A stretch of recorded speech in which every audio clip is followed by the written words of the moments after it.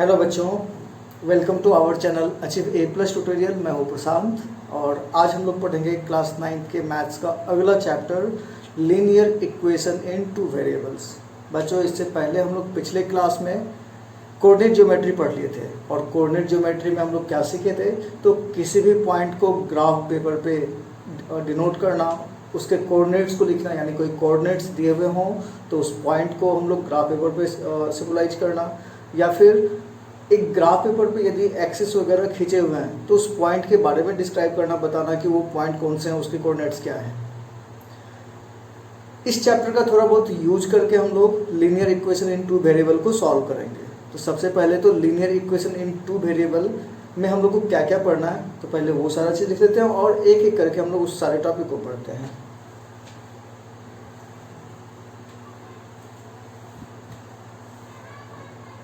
तो linear equation in two variable, इसमें सबसे पहले हम लोग को पढ़ना है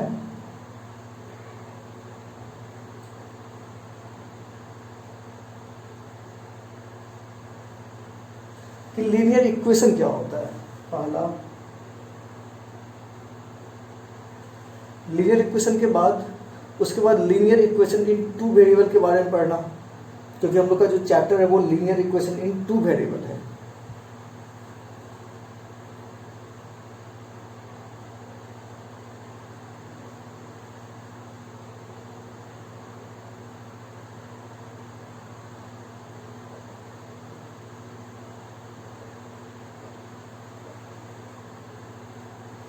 उसके बाद उसका स्टैंडर्ड फॉर्म,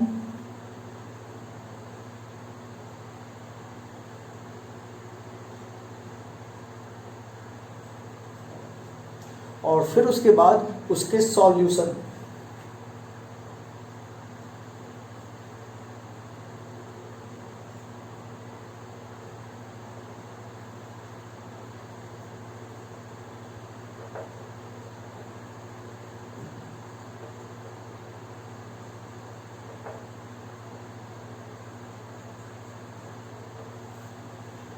और इस चैप्टर में, इस क्लास 9th में हम लोग को ग्राफिकल मेथड से सॉल्व करना है। तो इसके ग्राफ भी, तो graph of linear equation in two variable. और इस ग्राफ के बाद हम लोग को कुछ और पढ़ना है, कुछ डिफरेंट टाइप के इक्वेशंस, जैसे कि यदि एक्स एक्सिस के पैरेलल कुछ हो तो वो हम लोग आगे के करके पढ़ते हैं। तो सबसे पहले तो लीनियर इक्वेशन। तो लीनियर इक्वेशन क्या होता है, तो इक्वेशन हम लोग इससे पहले पिछले क्लास में भी सॉल्व किए, वो सारा लीनियर इक्वेशन था, लेकिन वो लीनियर इक्वेशन एक वेरिएबल का था, वन वेरिएबल वहाँ पे होते थे।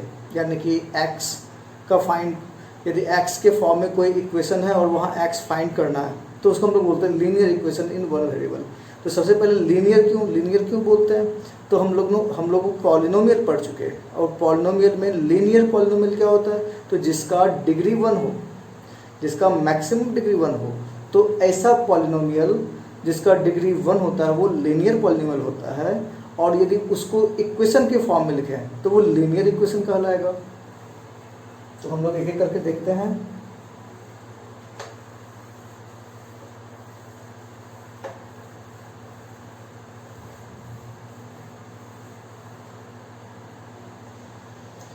यानी कि यदि बोला जाए 2x + 3 5x + 7, ये सारा क्या है, ये लीनियर पॉलिनोमियल है, क्योंकि यहाँ पे x का एक पॉलिनोमियल है और इसके डिग्री पावर भी 1 है, तो ये क्या है, तो लीनियर है। लेकिन यदि हम लोग इसको इक्वल टू 0 कर दें तो ये लीनियर इक्वेशन कहलाएंगे। ये क्या है, तो ये लीनियर इक्वेशन है, लेकिन यहाँ पे एक ही वेरिएबल x है, तो हम लोग बोलेंगे कि ये linear equation in one variable है। अब इसके बाद आता है linear equation in two variable.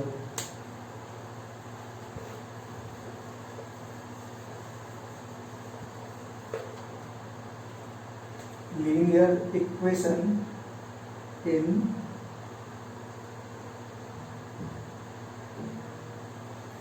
ठीक है, इक्वेशन हम लोग को पता है, लीनियर इक्वेशन का मतलब डिग्री 1 होना चाहिए उसका, और साथ में 2 वेरिएबल्स हैं, यानी कि जहाँ पे वेरिएबल्स 2 होंगे। जैसे कि हम लोग बोल रहे हैं 2x plus 3y is equal to 10।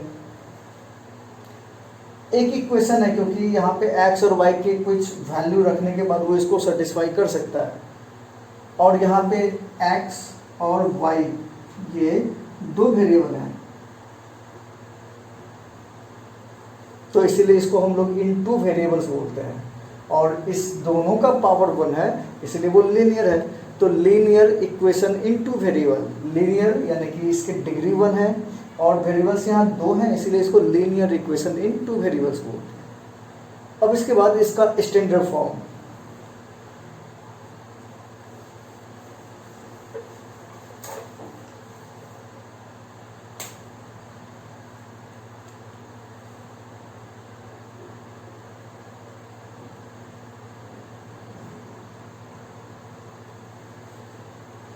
तो इसका स्टैंडर्ड फॉर्म कैसा होता है? तो इसका standard form ax plus by plus c equals 0, ये स्टैंडर्ड फॉर्म है। स्टैंडर्ड फॉर्म का मतलब हो गया कि किसी भी इक्वेशन, जो कि कोई भी इक्वेशन जो इस फॉर्म में नजर आए वो linear equation in two variable कहलाएगा, जहाँ पे a b c क्या है तो कांस्टेंट है, a b and c are constants.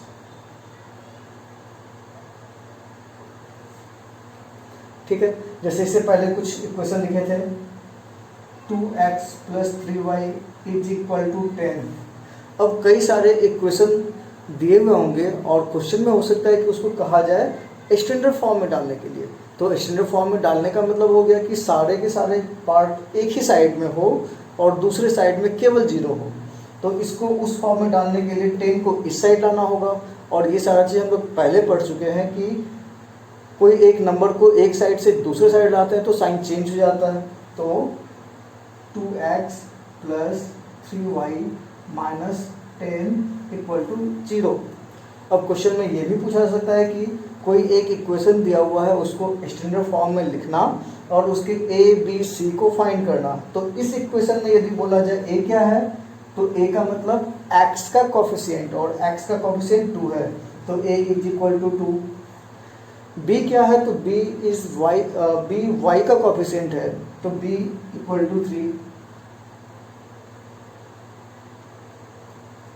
और c क्या है तो c कांस्टेंट टर्म है जो कि यहाँ पे -10 दिख रहा है, इसीलिए c इज इक्वल टू -10। तो हम लोग को यदि कोई भी linear equation in two variable किसी भी फॉर्म में दिया हुआ होगा तो उसको यदि हम लोग अरेंज करके इस फॉर्म में लिख सकते हैं और उसके ए बी सी फाइंड कर सकते हैं। तो जितने भी linear equation in two variable होंगे वो a x plus b y plus c के फॉर्म में होगा। ये इसका स्टैंडर्ड फॉर्म कहलाता है, where a b and c are constant, जो कि यहाँ पे दिख रहा है। अब इसके बाद आता है ये लीनियर इक्वेशन टू वेरिएबल हो गया, उसके स्टैंडर्ड फॉर्म। अब इसका सॉल्यूशन, हम लोग इससे पहले जो linear equation in one variable होता था उसको सॉल्व करते थे, तो एक्स का कोई एक वैल्यू आता था, जैसे कि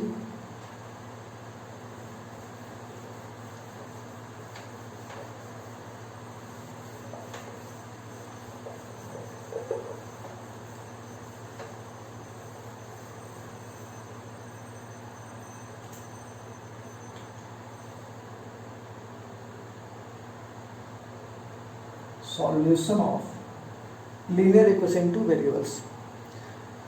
अब पहले हम लोग सॉल्यूशन समझते हैं क्या। जैसे कि हम लोग बोले यदि 2x plus 1 is equal to 5 है, तो यदि हम लोग इसको सॉल्व करें तो x का कोई एक ही वैल्यू आएगा। अब x का वैल्यू क्या होगा, तो यहाँ पे x का वैल्यू 2 होगा, यानी कि x के जगह पे यदि 2 रखते हैं तो वो इस इक्वेशन को सेटिस्फाई करता है। लेकिन x इज इक्वल टू 2 के अलावा कोई इसका सॉल्यूशन नहीं है। तो x is equal to 2, 2x plus 1 is equal to 5 का एक यूनिक सॉल्यूशन है, यानी कि किसी भी linear equation in one variable के केवल एक ही सॉल्यूशन होंगे, जैसे यहाँ पे दिख रहा है। Linear equation in two variable, उसका क्या, तो उसका भी एग्जाम्पल लिखते हैं। जैसे कि अभी कुछ देर पहले जो इक्वेशन लिखे वही लिखा जाए यदि, तो 2x plus 3y is equal to 10। अब यहाँ पे इसको सॉल्व करना है, तो सॉल्व करने के लिए यहाँ पे x और y दोनों के वैल्यू चाहिए। अब x और y का वैल्यू यहाँ पे कैलकुलेट कैसे करेंगे, यहाँ तो दो दो वेरिएबल है, तो हम लोग क्या करते हैं, तो किसी एक को दूसरे के फॉर्म में लिखते हैं, यानी कि एक साइड में कोई एक ही वेरिएबल होगा और दूसरे साइड में बाकी सारे पार्ट्स को ले जाते हैं। जैसे इसको हम लोग ऐसा लिख सकते हैं 2x is equal to 3y को उधर कर दें तो 10 माइनस 3y हो जाएगा, और x is equal to 10 minus 3y divided by 2। अब यदि हम लोग को y का वैल्यू पता चल जाए तो x का वैल्यू फाइंड कर सकते हैं, लेकिन यहाँ पे y का वैल्यू पता कैसे चले, तो हम लोग यहाँ पे खुद से ही y का वैल्यू डालते हैं। जैसे y का वैल्यू यहाँ पे 0 डाल दिया जाए, if y is equal to 0, तो x इज इक्वल टू क्या होगा, तो x is equal to 10 minus 0 divide by 2 यानी कि 5, यानी कि x इज इक्वल टू 5 और y इज इक्वल टू 0। ये हम लोग का सॉल्यूशन है। और चेक भी कर सकते हैं, x के जगह 5 रख दें और y के जगह 0 रख दें, तो 5 into 2 10 plus 3 into 0 0 is equal to 10, यानी कि x is equal to 5 and y is equal to 0। ये हम लोगों का सॉल्यूशन है। लेकिन यहाँ पे यदि कुछ चेंज किया जाए, y की जगह कोई और नंबर रखें, तो यदि y की जगह पे हम लोग 2 रख देते हैं, if y is equal to 2, तो उस केस में x का वैल्यू क्या होगा, तो 10 माइनस 3 इंटू 2 डिवाइडेड बाई 2, यानी कि 10 माइनस 6 डिवाइड बाई 2, 10 माइनस 6 4 होता है और 4 डिवाइड बाई 2 यानी कि 2, यानी कि if x is equal to 2 then y is equal to also 2। अब यहाँ पे हम लोग चेक करते हैं कि वो सेटिस्फाई कर रहा है नहीं। x इज इक्वल टू 2 रखते हैं तो 2 इंटू 2 4, और y की जगह पे भी 2 रखते हैं, 2 इंटू 3 6, और 6 प्लस 4 10, वो भी सेटिस्फाई कर रहा है। यानी कि x is equal to 5 y is equal to 0, ये भी सेटिस्फाई कर रहा है। x is equal to 2 y is equal to 2, ये भी सेटिस्फाई कर रहा है। यानी कि linear equation in one variable में हम लोग देखें कि वहाँ पे एक ही सॉल्यूशन उसको सेटिस्फाई कर रहा होता था, उसके एक ही आंसर होते थे। लेकिन linear equation in two variable के यहाँ पे 2 दिख रहा है, लेकिन केवल 2 ही नहीं होगा, यहाँ पे इनफाइनाइट सॉल्यूशन होंगे, क्योंकि y का वैल्यू हम लोग तो यहाँ पे 0 और एक बार 2 ही रखे हैं, लेकिन कुछ भी रख सकते हैं, -2 रख सकते हैं, 3 रख सकते हैं, 4 रख सकते हैं, 1 रख सकते हैं। हर अलग अलग y के लिए x का अलग वैल्यू आएगा, यानी कि y का वैल्यू हम लोग अलग अलग डालते जाएं तो उससे x अलग अलग कैलकुलेट होगा। तो x और y के कई सारे वैल्यू होंगे जो इस इक्वेशन को सेटिस्फाई करेगा। यानी कि हम लोग बोल सकते हैं कि किसी भी linear equation in two variable के इनफाइनाइट सॉल्यूशन होंगे। तो इनफाइनाइट सॉल्यूशन होंगे तो सॉल्यूशन चूज करना, तो वहाँ पे हम लोग किसी एक को अपने से चूज करना है। जैसे y को हम लोग चूज करके x का वैल्यू फाइंड कर रहे हैं, तो मतलब कि यहाँ पे इसके जो सॉल्यूशन होंगे वो हमेशा एक पेयर होगा, 2 नंबर का, x का अलग वैल्यू y का अलग वैल्यू। यानी कि यहाँ पे जैसे दिख रहा है x is equal to 5 y is equal to 0, इसी तरीके से। तो ये इसके सॉल्यूशन। अब दूसरा इसके बाद का टॉपिक इसका ग्राफ, कि हम लोग को जो इस क्लास 9th में पढ़ना है। क्लास 9th में linear equation in two variable के ग्राफ बनाने हैं, ग्राफ पे इसको सॉल्व करना है, ग्राफ पे इसके सॉल्यूशन को रिप्रेजेंट करना है।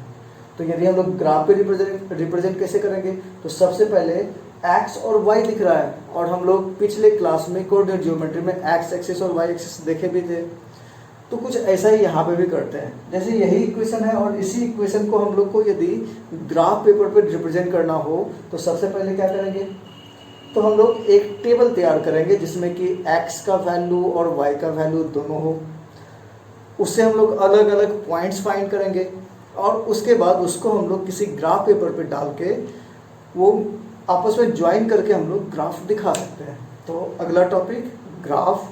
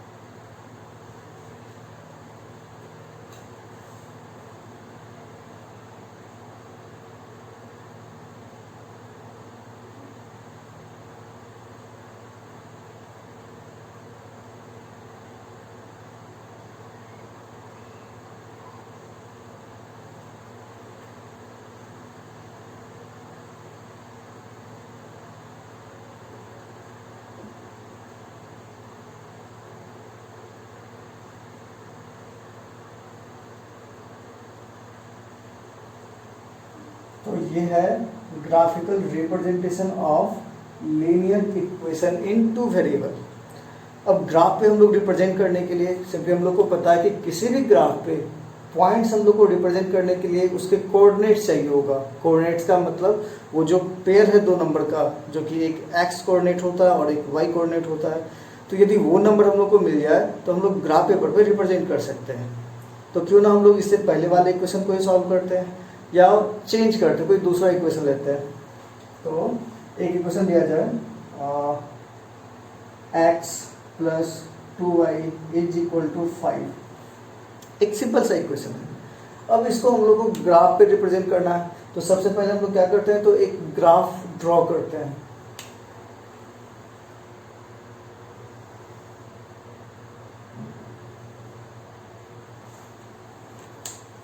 तो ग्राफ पे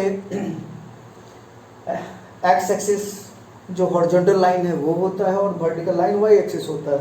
यानी कि ये पार्ट क्या है, x dash x y y dash, बीच वाला पार्ट ओरिजिन, इस साइड में पॉजिटिव 1 2 3 4 5 और इस साइड में नेगेटिव -1 -2 -3 -4 आगे -5। इधर भी हम लोग लें तो ये 1 2 3 4 5 और नीचे में नेगेटिव -1 -2 -3 -4। अब हम लोग सबसे पहले क्या करना है, तो उसके कोऑर्डिनेट चाहिए और उसके लिए हम लोग क्या करते हैं, तो एक टेबल तैयार करते हैं। तो x + 2y = 5 के लिए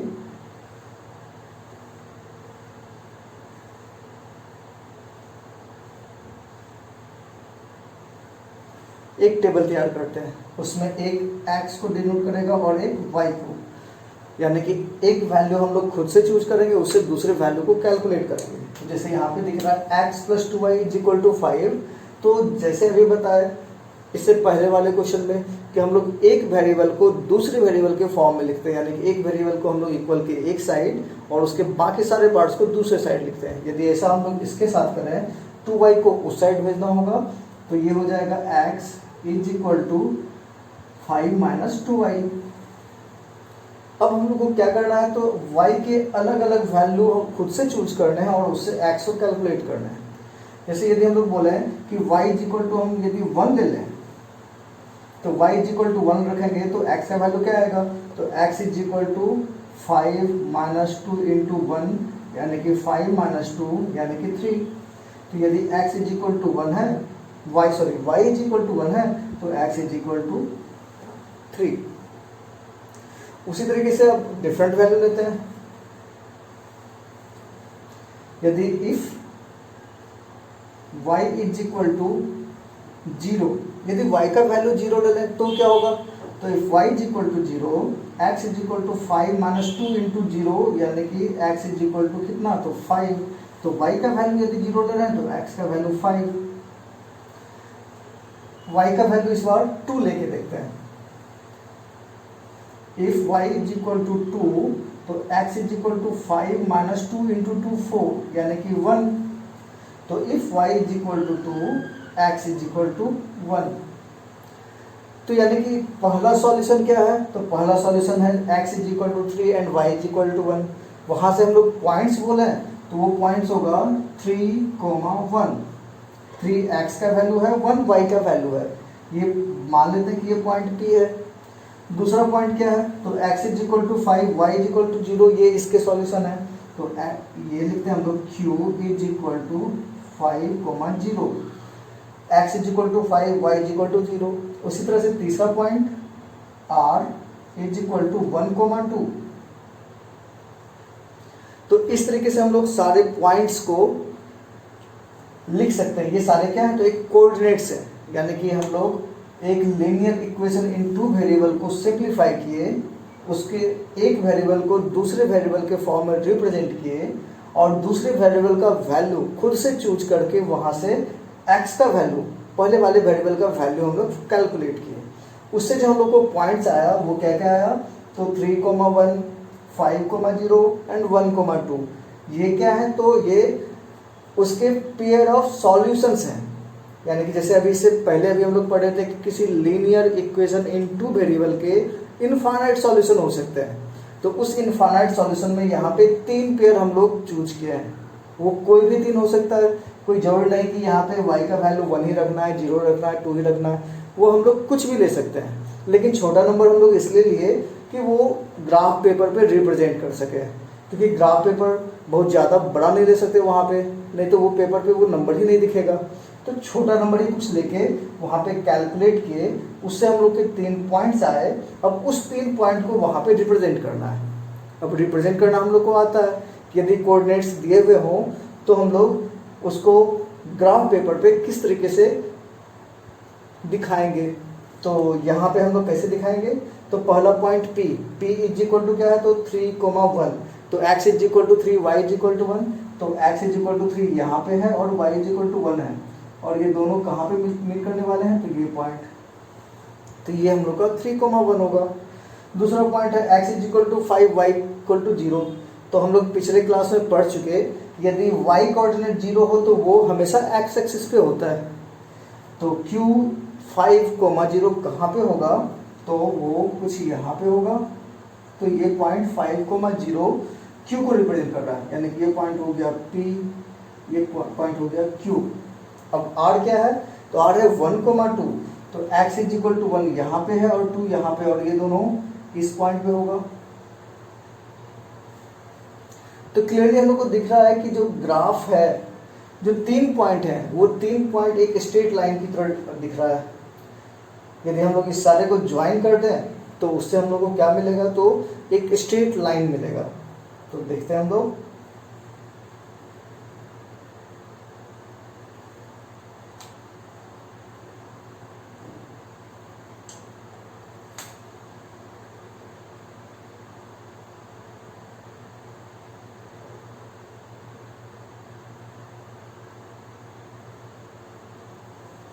तो यदि हम लोग को इसके सॉल्यूशन को दिखाना है तो उस तीनों पॉइंट को एक स्ट्रेट लाइन से ज्वाइन कर देंगे, और वो स्ट्रेट लाइन इस साइड भी इनफाइनाइट की ओर जा रहा है और इस साइड भी वो इनफाइनाइट की ओर जा रहा है।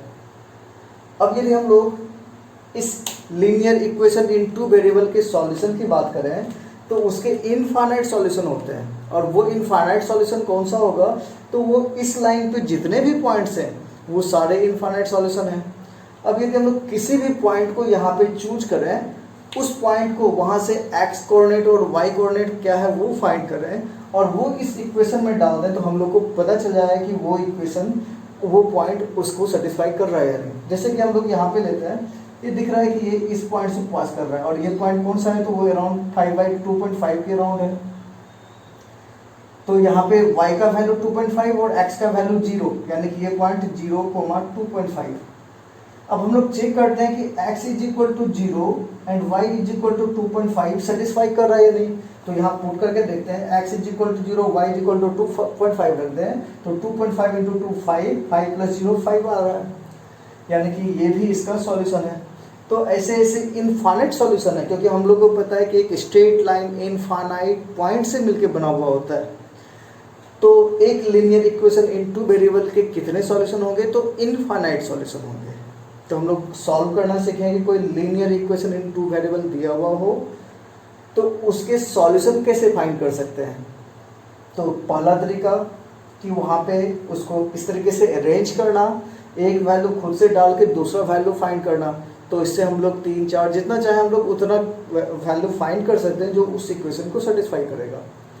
दूसरा, यदि हम लोग उसको ग्राफिकली रिप्रेजेंट करें तो उसके ग्राफ पेपर पर रिप्रेजेंट करने के बाद वो एक स्ट्रेट लाइन से दिखेगा, और उस स्ट्रेट लाइन पे जितने भी पॉइंट्स हैं वो सारे इसके सॉल्यूशन होंगे। तो यहाँ पे इसके इनफाइनाइट सॉल्यूशन है।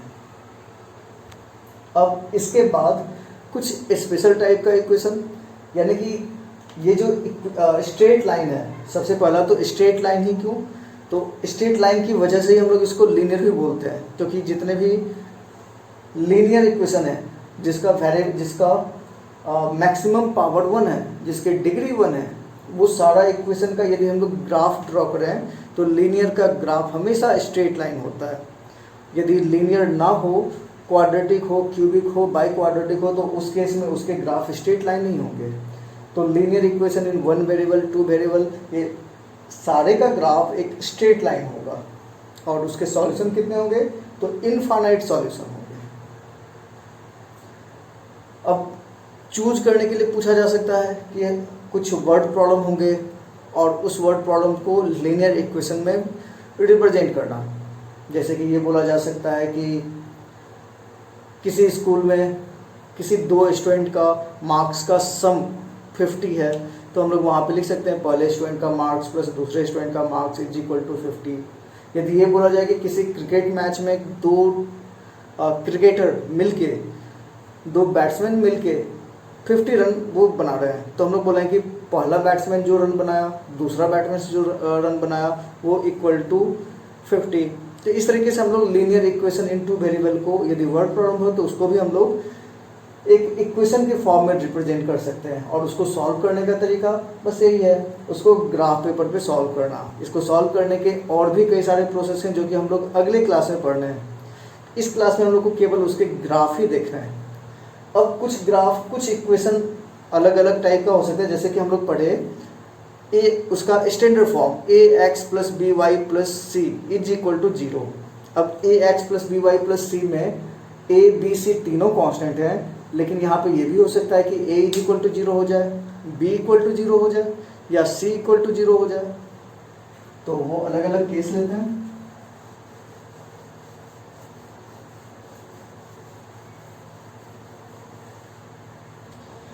तो सबसे पहला, यदि a इक्वल टू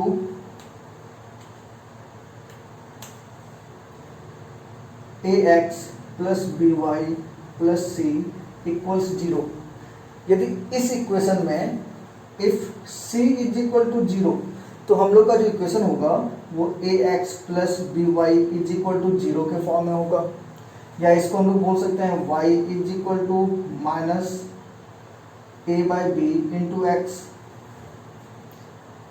या इसको इसी फॉर्म में भी रहने दें। तो ये वाला इस फॉर्म में यदि कोई इक्वेशन दिख रहा है तो x is equal to 0 and y is equal to 0, ये इसका हमेशा एक सॉल्यूशन होगा। और x is equal to 0, y is equal to 0 कौन सा पॉइंट होता है, तो वो ये पॉइंट होता है। यानी कि यदि कोई इक्वेशन ऐसा दिखे जिसमें कि कांस्टेंट टर्म ना हो, c इज इक्वल टू 0 हो, तो वो इक्वेशन हमेशा उसका ग्राफ ओरिजिन से पास कर रहा होगा। या फिर हम लोग बोल सकते हैं कि x is equal to 0, y is equal to 0, definitely उसके एक सॉल्यूशन है। और भी कई सारे सॉल्यूशन हो सकते हैं, लेकिन वो hमेशा एक ओरिजिन से पास करेगा और x is equal to 0, y is equal to 0 उसके सॉल्यूशन हमेशा होंगे। दूसरा, इफ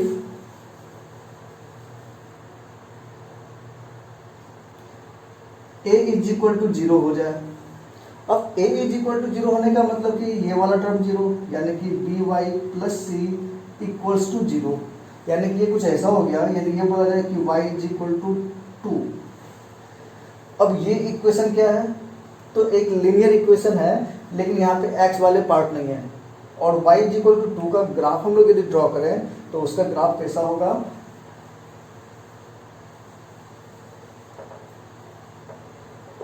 तो y इज इक्वल टू 2 का मतलब हो गया कि y का वैल्यू हमेशा 2 रहना है, x का वैल्यू कुछ भी रहे।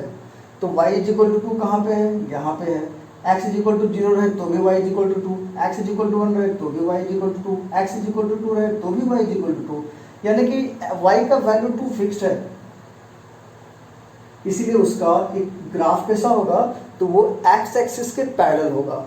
तो if y is equal to some constant है, तो वो कांस्टेंट y एक्सिस पे जहां भी होगा उस पॉइंट से x एक्सिस के पैरेलल यदि लाइन खींच दें तो y इज इक्वल टू 2, वो y इज इक्वल टू कोई नंबर, वो उसका ग्राफ होगा। यानी कि यदि बोला जाए y इज इक्वल टू कोई कांस्टेंट,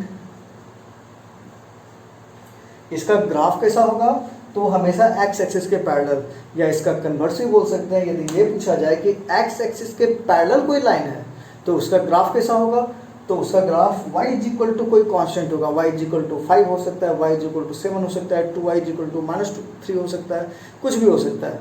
लेकिन y इज इक्वल टू कोई कांस्टेंट होगा, उसमें x वाले टर्म्स नहीं होंगे। उसी तरीके से यदि ये तो a इज इक्वल टू 0 था, if b is equal to 0, ये था पहला condition. If b is equal to 0, यदि b 0 हो जाए तो उस केस में ये वाला पार्ट 0, यानी कि ax प्लस सी इक्वल्स 0, यानी कि ये x is equal to constant इस टाइप का है। और x is equal to constant का हम लोग एक एग्जांपल ले सकते हैं, यदि हम लोग बोले x इज इक्वल टू 3 बोल देते हैं। अब x इज इक्वल टू 3 का मतलब y का वैल्यू कुछ भी हो, x का वैल्यू 3 होगा। y का वैल्यू 0 है तो भी x का वैल्यू 3, y का वैल्यू 1 है तो भी x का वैल्यू 3, y का वैल्यू 3 है तो भी x का वैल्यू 3, y का वैल्यू 2 है तो भी x का वैल्यू 3। क्या दिख रहा है, वो एक परपेंडिकुलर लाइन है x एक्सिस पे, तो इसका ग्राफ कुछ ऐसा होगा, यानी कि वो क्या है, तो उसको हम लोग x एक्सिस पे परपेंडिकुलर बोले या फिर बोल सकते हैं y एक्सिस के पैरेलल है। यानी कि x is equal to constant हो तो वो y एक्सिस के पैरेलल, और यदि y is equal to constant हो तो वो x एक्सिस के पैरेलल। यदि क्वेश्चन में पूछा जाए कि x एक्सिस के पैरेलल का ग्राफ कैसा होगा तो y is equal to constant, यानी कि y इज इक्वल टू कोई भी वैल्यू आ जाए तो वो हमेशा x एक्सिस के पैरेलल होगा, और यदि x इज इक्वल टू कोई वैल्यू आ जाए तो वो y एक्सिस के पैरेलल होगा। इसको हम लोग को याद रखना है। अब तीनों केस हो गया, ax plus b y plus c equal to 0 में यदि a इक्वल टू 0 हो तो उस केस में y is equal to constant, यानी कि उसका ग्राफ कैसा होगा, तो x एक्सिस के parallel. If b is equal to 0 तो x is equal to constant, उसका ग्राफ कैसा होगा, तो उसका ग्राफ y एक्सिस के पैरेलल। और यदि c इज इक्वल टू 0 हो जाए तो ax plus b y is equal to 0, वो हमेशा ओरिजिन से पास करेगा, यानी कि इंक्लाइन तो होगा लेकिन वो ओरिजिन से पास करेगा। इसमें एक और चीज हम लोग को देखना है, यदि कहा जाए कि अच्छा x इज इक्वल टू 0 ये किसका इक्वेशन है, तो x इज इक्वल टू 0 का मतलब y का वैल्यू कुछ भी हो सकता है, वो x का वैल्यू लेकिन 0 है तो वो केवल y एक्सिस है। तो equation of y axis, y axis को हम लोग उसका इक्वेशन लिखने के लिए पूछा जाए तो y एक्सिस का इक्वेशन क्या होगा, तो x इज इक्वल टू 0। उसी तरीके से यदि x एक्सिस का इक्वेशन पूछा जाए तो इक्वेशन ऑफ x एक्सिस, तो x एक्सिस का मतलब कि x एक्सिस पे जितने भी लाइन है x का वैल्यू कुछ ना कुछ है लेकिन y का पार्ट फिक्स है, y इज इक्वल टू 0, तो यहाँ पे होगा इसका y इज इक्वल टू 0। तो ये याद रखना है कि if x is equal to 0 तो x इज इक्वल टू 0 क्या है, तो x is equal to 0 equation of y axis है, यानी कि y एक्सिस को हम लोग x इज इक्वल टू 0 से रिप्रेजेंट कर रहे हैं, यानी कि y एक्सिस ये लाइन और ये क्या है, तो ये x इज इक्वल टू 0 और y इज इक्वल टू 0 का मतलब हो गया कौन सा लाइन, तो ये वाला लाइन, यानी कि x एक्सिस। तो x एक्सिस का इक्वेशन y इक्वल टू 0 और y एक्सिस का equation x is equal to 0। उसी तरीके से x is equal to constant का मतलब, तो x is equal to constant का मतलब y एक्सिस के parallel, and y is equal to constant का मतलब x एक्सिस के पैरेलल। ये सारे टर्म्स, ये सारी चीज़ याद रखना है। ऑब्जेक्टिव में ये सारे क्वेश्चन पूछे जा सकते हैं, और लीनियर इक्वेशन टू वेरिएबल में बस इतना ही है। अब क्वेश्चन खासकर जितने भी बुक्स हैं, जो भी बुक्स हैं, एनसीईआरटी बुक्स, आर एस रुवाली, आर डी शर्मा, कोई भी बुक हो, तो इसी कंसेप्ट पे सारे क्वेश्चन बन रहे हैं और उसके सारे क्वेश्चन बन भी जाएंगे। तो लीनियर इक्वेशन टू वेरिएबल में बस इतना ही पढ़ना है हम लोग को। तो आज के लिए बस इतना ही। अब अगले क्लास में हम लोग अगला चैप्टर